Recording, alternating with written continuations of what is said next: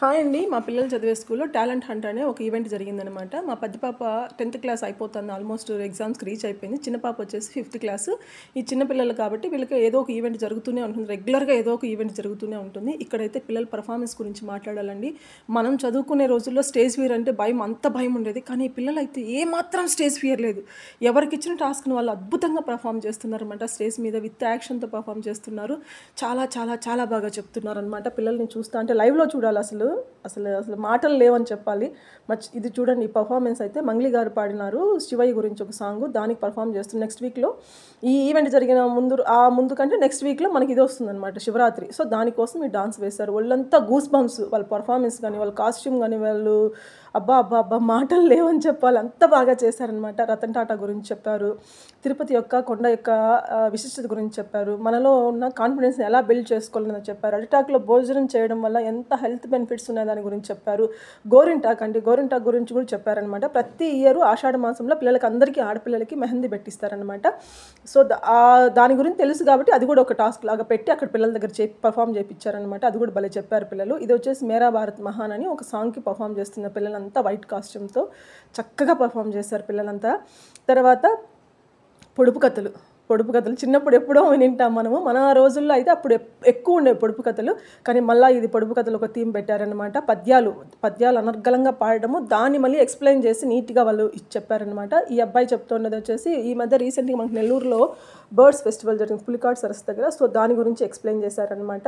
ఎక్కడెక్కడి నుంచి బర్డ్స్ వస్తాయి, ఎన్ని మైళ్ళు ప్రయాణం చేసి అక్కడికి వస్తాయన్నది చెప్పారు.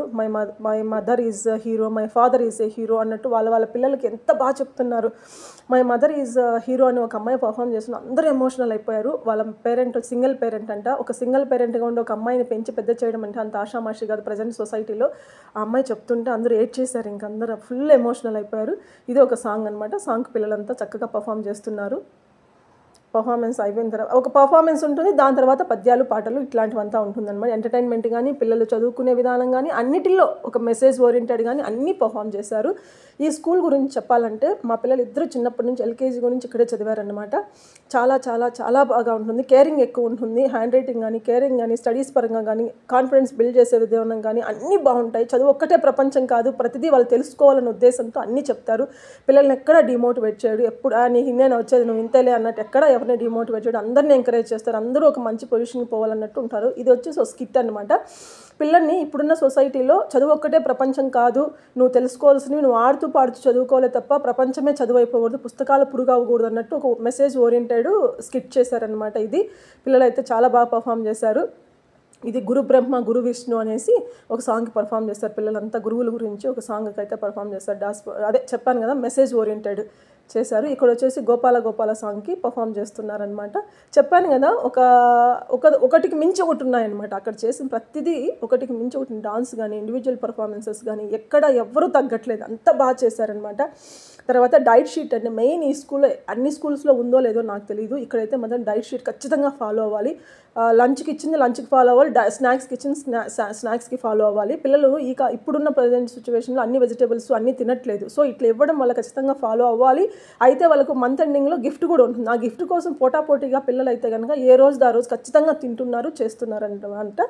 తర్వాత గ్రాటిట్యూడ్ గురించి కానీ, తర్వాత వరల్డ్ చెస్ ఛాంపియన్ ఉన్నాడు కదా అబ్బాయి గుకేష్ గురించి కూడా చాలా బాగా చెప్పారు. టైం సైన్స్ గురించి కూడా చెప్పారనమాట.